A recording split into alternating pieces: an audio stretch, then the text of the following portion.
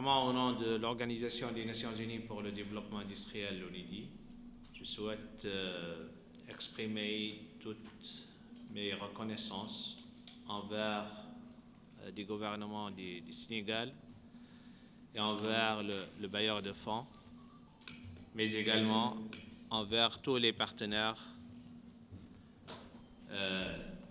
du gouvernement, les structures d'appui, les bénéficiaires qui tout au long du déroulement de ce projet, depuis la phase de formulation jusqu'à la mise en œuvre, ont travaillé en toute symbiose pour assurer la réussite de ce programme.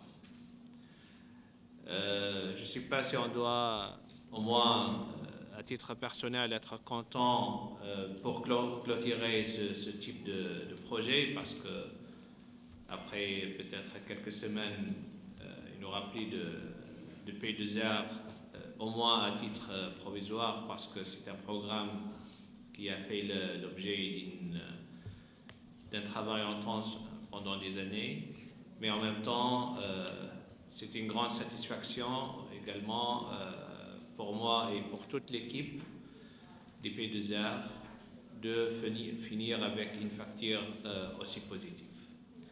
Peut-être à titre de rappel, il faut juste se rappeler que ce projet n'était pas dans l'exercice initial de programmation du programme d'appui à la compétitivité. Ce programme n'était pas parmi les projets initiaux qui ont été prévus dans le cadre du programme d'appui à la compétitivité de l'Afrique de l'Ouest, financé par l'Union européenne.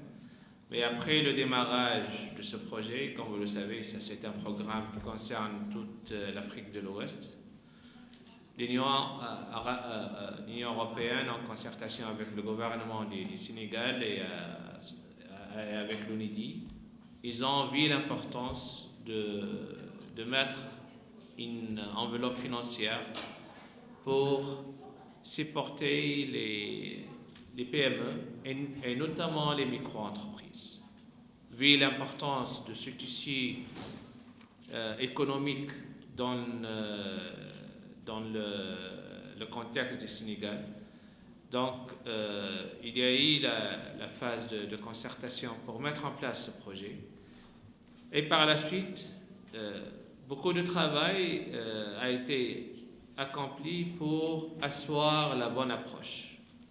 Et si je dois mettre l'accent sur les clés de succès de ce programme, je dirais, c'est de comment bien comprendre les besoins spécifiques de cette catégorie spécifique d'opérateurs économiques. On ne peut pas traiter les besoins et l'appui des micro et très petites entreprises de la même manière qu'on traite l'approche d'appui pour les moyennes et les grandes entreprises. Et après avoir assuré une compréhension profonde de ces besoins spécifiques, grâce à encore une fois une concertation avec toutes les parties impliquées dans ce processus, nous avons pu dégager l'approche qui a permis, de bien sélectionner les entreprises, d'aller chez ces entreprises, parce que l'équipe du projet a fait le tour des 4 coins du Sénégal. On a visité les 14 départements, on est allé voir les entreprises une par une, et par la suite de bien comprendre leurs besoins urgents et leurs priorités. Rappelons que ce projet s'inscrit dans un cadre d'une réponse à la crise de la pandémie. Donc, lorsque ces entreprises ont été approchées, certaines d'entre elles étaient vraiment dans des conditions d'activité très difficiles. Et comment assurer une réponse rapide, une réponse flexible, une réponse qui considère ce contexte particulier. C'était là le grand défi. Et je crois que grâce à ce travail extraordinaire qui a fait l'objet d'une grande concertation, qui s'est appuyé sur l'expérience de plusieurs structures d'appui qui ont des décennies d'expérience dans ce domaine, telles que la DPME, telles que le BMN, l'ADER. Tout cela nous a permis de définir la bonne approche et surtout, avec le peu de moyens qu'on avait, d'être impactant.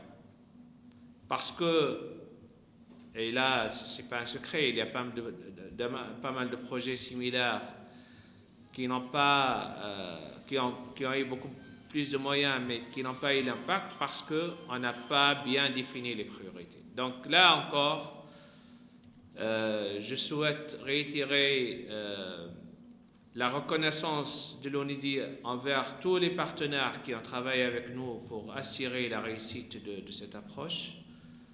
Au-delà, ce projet a également regardé l'appui dans un cadre spécifique, c'est-à-dire le post-Covid, ce qui a impliqué également des approches d'accompagnement structurel en termes d'accompagnement, par exemple, des laboratoires qui ont des services de répondre à la pandémie, mais également à travers des approches innovantes, parce qu'on ne peut pas produire une réponse à une crise qui n'était pas prévue avec des moyens classiques.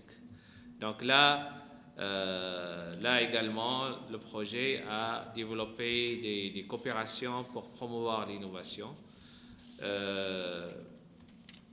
Au terme, vous allez écouter des témoignages des bénéficiaires, des structures intervenants, etc. Donc je vous laisse le soin de découvrir leur retour sur leur expérience. À mon tour, je souhaite clôturer ce petit mot par remercier Monsieur le secrétaire général qui était avec nous dès le premier jour en sa qualité à l'époque du directeur des PME. Et maintenant, on est très satisfait qu'on le retrouve dans une nouvelle fonction. Je remercie également la confiance de l'Union européenne qui a cru en ce projet et qui a mis les moyens nécessaires. Et je remercie encore une fois tous les partenaires, tous les bénéficiaires. Et sur cette note positive, je vous remercie pour votre attention.